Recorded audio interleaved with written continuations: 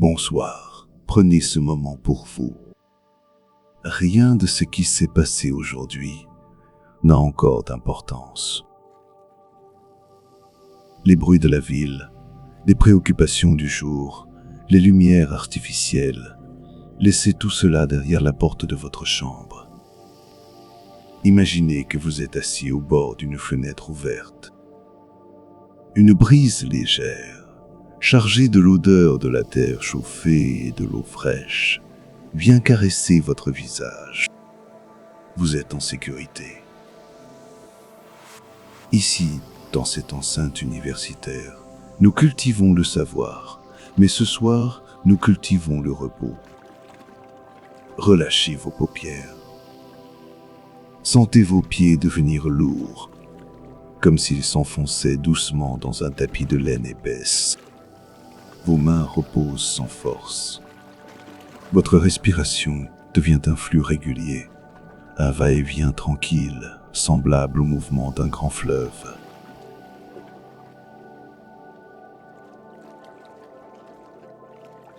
Il y a des milliers d'années, bien avant que les pyramides ne déchirent le ciel, le Nil était déjà là. Il coulait, imperturbable, à travers un paysage de silence et de lumière dorée. Un homme marchait le long de ces rives. Cet homme, nous l'appellerons le voyageur. Il ne marchait pas pour arriver quelque part. Il marchait pour faire partie du paysage. Ses pas s'enfonçaient dans le limon noir du rivage.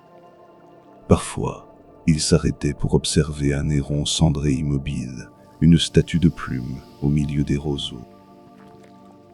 Le temps n'avait pas la même texture qu'aujourd'hui. Une heure pouvait durer un siècle. Une pensée pouvait s'étirer sur des lieux. Le soleil déclinait lentement, transformant l'eau en un ruban de cuivre fondu. La chaleur du jour restait emprisonnée dans le sol, remontant doucement vers ses jambes fatiguées. Ses vêtements, usés par les voyages, plaquaient doucement contre ses genoux au rythme du vent.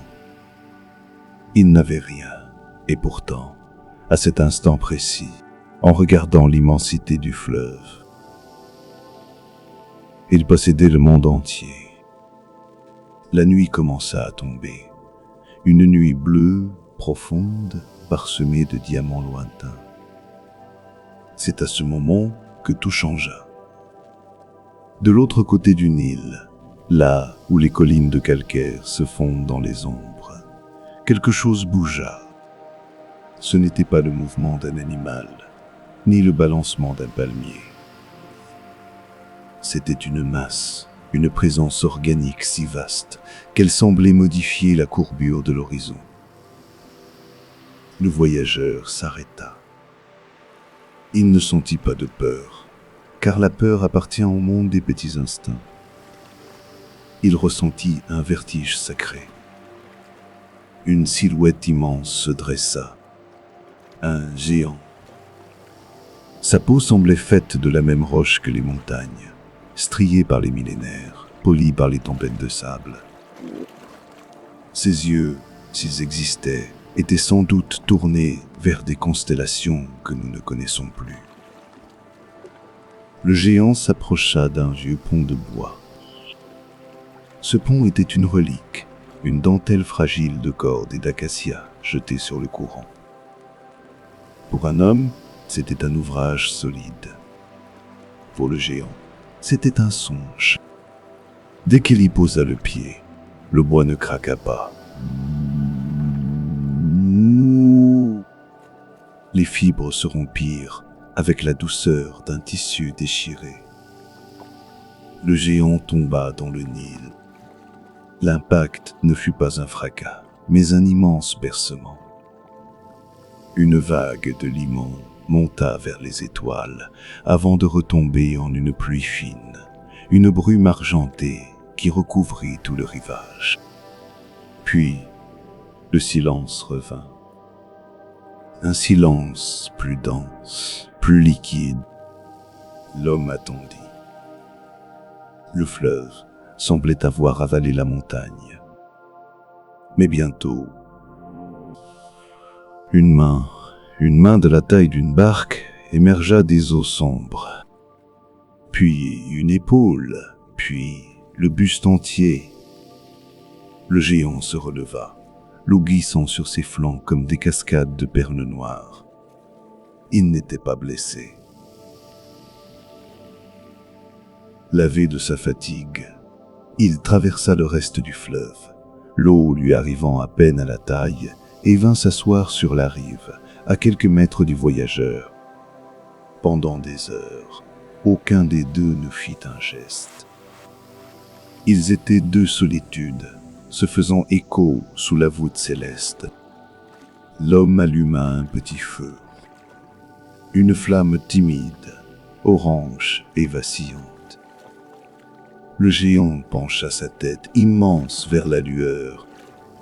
Dans cet éclat, le voyageur vit que le géant était vieux, d'une vieillesse qui dépasse la biologie. Il était une archive vivante du monde. L'homme ramassa une couverture, s'enveloppa dedans et ferma les yeux. Sa dernière pensée fut une acceptation totale. Si ce colosse doit mettre fin à mon voyage, qu'il le fasse dans la paix de cette nuit. Le lendemain, le géant était toujours là, assis comme un sphinx de chair et de pierre. Lorsqu'il vit l'homme se lever, il se leva aussi. Ils commencèrent à marcher. L'homme devant, le géant derrière, à une distance respectueuse de 300 pas. Ils formèrent une caravane étrange. Quand l'homme s'arrêtait pour boire, le géant s'arrêtait pour contempler le vent. Quand l'homme dormait à l'ombre d'un rocher, le géant restait debout, sentinelle immobile contre le soleil brûlant. Ils traversèrent des déserts de pierre, où le vent chante des mélodies oubliées. Ils longèrent des champs de papyrus, où le Nil murmure les noms des anciens dieux. Il n'y avait pas besoin de mots. Le langage est une barrière pour ceux qui ne savent pas écouter le silence. Le voyageur apprit à interpréter les bruits du géant. Le grondement de son estomac, le sifflement de sa respiration.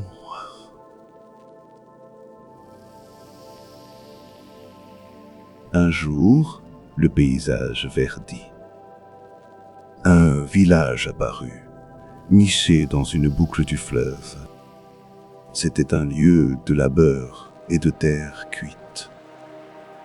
Mais le village était en deuil. Une tempête cyclopéenne avait déraciné des arbres géants, des cèdres et des sycomores, qui s'étaient effondrés à l'entrée du seul défilé, permettant aux caravanes de passer. Les habitants, avec leurs outils de cuivre et leurs bœufs, s'épuisaient depuis des jours sans faire bouger un seul tronc d'un pouce. L'homme entra dans le village seul. Le géant, par sagesse, resta caché derrière une dune immense, n'offrant au regard qu'une étrange ondulation du paysage. Le voyageur vit le désespoir des anciens. Sans le passage, le blé pourrirait. L'huile ne serait pas vendue. Le village s'éteindrait. L'homme s'approcha des troncs. Il posa ses mains sur l'écorce rugueuse. Il poussa, par principe, par solidarité humaine. Mais il sentit l'impuissance de sa condition. Alors, il se tourna vers l'horizon. Il ne cria pas. Il leva simplement le bras, un signe lent vers la dune. Le géant apparut. Le sol commença à vibrer. Les villageois tombèrent à genoux, non pas de dévotion, mais parce que la terre elle-même chancelait sous le poids de l'incroyable. Le géant s'approcha du barrage de bois. Pour lui, ce n'était qu'un amas de brindilles gênantes. Il s'accroupit. Ses mains, larges comme des terrasses, s'insinuèrent sous les racines. D'un mouvement fluide, sans effort apparent, il souleva les arbres. Le craquement du bois résonna comme des coups de canon dans la vallée. Il déplaça la masse de décombres et la déposa plus loin, libérant le passage dans un nuage de poussière dorée. Le géant ne resta pas pour les remerciements. Il retourna à son poste de solitude, loin des habitations. Le temps passa. Le voyageur resta quelques jours au village, savourant la gratitude des hommes. Mais son esprit était ailleurs. Il repartit. Plus loin sur la route, il croisa une petite fille. Elle était seule au milieu d'une étendue de sable chaud. Elle portait une jarre de terre cuite, lourde, pleine d'eau puisée au fleuve. Elle était épuisée. Un faux pas, une pierre traîtresse. Et elle tomba. La jarre se brisa. L'eau, si précieuse, fut bue instantanément par le sable assoiffé. L'enfant ne pleura pas tout de suite. Elle resta prostrée, accablée par la perte de son trésor. C'est alors qu'une ombre immense recouvrit le chemin. Le géant était là. Il s'agenouilla. Un processus qui prit plusieurs minutes tant ses membres étaient longs. Il ramassa les morceaux de la jarre, mais ils étaient trop petits. Alors, il utilisa ses propres mains. Il creusa un trou dans le limon près du fleuve, façonna une forme avec l'argile fraîche et la fit sécher un instant sous le souffle chaud de sa propre respiration. Il remplit cette jarre improvisée d'eau fraîche et la déposa devant l'enfant. Puis, avec une délicatesse infinie, il tendit un doigt, un seul, et effleura l'épaule de la petite fille. Il la souleva et la déposa sur son épaule, une plateforme stable à 15 mètres du sol. Pour elle, le monde devint un tapis de velours. Elle voyait le Nil serpenter comme un serpent d'argent. Elle voyait les sommets des montagnes que personne n'avait jamais vus d'en haut. Le géant la ramena aux portes de son village. L'enfant, une fois au sol, courut raconter son miracle. Elle décrivit la douceur du colosse, la jarre façonnée par les mains de la montagne, la vue du ciel. Mais les adultes n'écoutent pas avec leur cœur, ils écoutent avec leur peur. Un géant, ici, près de nos enfants. Les murmures commencèrent. Ce qui était une aide fut perçu comme un repérage. Ce qui était une protection fut interprété comme une menace de siège. Les hommes commencèrent à sortir les lances. Ils parlèrent de récompense pour celui qui débarrasserait la vallée de cette anomalie. Ils cherchaient un héros, quelqu'un pour tuer ce qu'ils ne comprenaient pas. Le voyageur arriva au village à ce moment précis. On l'entoura. Toi qui viens du désert, tu as vu la bête. Tu as le regard d'un homme qui connaît les secrets. Aide-nous à le détruire et tu seras riche. L'homme regarda ces gens. Il vit leur petitesse, non pas physique, mais d'esprit. Il vit leurs mains tremblantes sur leurs armes dérisoires.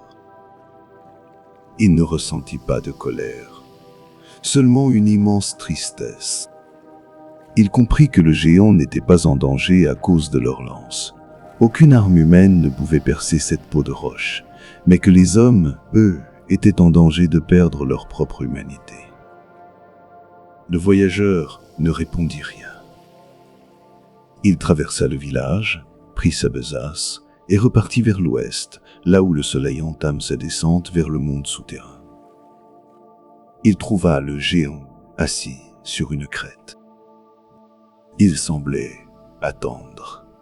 « Ils ne comprennent pas », murmura l'homme, sachant que le géant l'entendait malgré la faiblesse de sa voix. Le géant tourna la tête. Un lent clignement de paupières, comme une éclipse. Il se leva. Ils marchèrent encore, mais cette fois, ils s'éloignèrent du fleuve. Ils s'enfoncèrent dans les terres où l'eau ne va jamais, là où le silence est absolu. Le géant commença à s'effacer, à se fondre dans le relief des dunes. Ses pas devinrent moins fréquents, plus profonds. Un soir, le géant s'allongea pour de bon. Il ne s'endormait pas seulement pour la nuit. Il retournait à la terre. Ses jambes devinrent des collines, son torse un plateau rocheux, sa tête un sommet que le vent allait sculpter. L'homme s'assit au creux de ce qui était autrefois l'épaule de son ami. Il sentit la chaleur de la pierre diminuer lentement. Le Nil coulait toujours. Loin, là-bas, un fil bleu dans l'immensité. Et maintenant, alors que je vous parle, imaginez que vous êtes cet homme. Vous êtes allongé sur cette épaule de pierre, protégé par l'immensité d'un être qui a traversé les âges. Le vent souffle doucement, emportant les dernières rumeurs du village, les dernières pensées de la journée. Le Nil continue son voyage éternel. Les étoiles tournent au-dessus de vous, très lentes, très calmes. Votre corps est lourd, comme le corps du géant devenu montagne. Vos pensées s'écoulent, comme l'eau de la jarre sur le sable, disparaissant pour laisser place à une baie fraîche et profonde. Le monde est vaste. Le monde est bon. Le monde veille sur vous. Chaque inspiration vous apporte le calme. Chaque expiration emporte une tension. Le géant dort. Le Nil coule. Le voyageur rêve. Et vous, vous glissez. Plus bas, plus doucement, dans l'ombre bienveillante de l'histoire. Dormez maintenant. Tout est à sa place. Le silence est complet. Bonne nuit.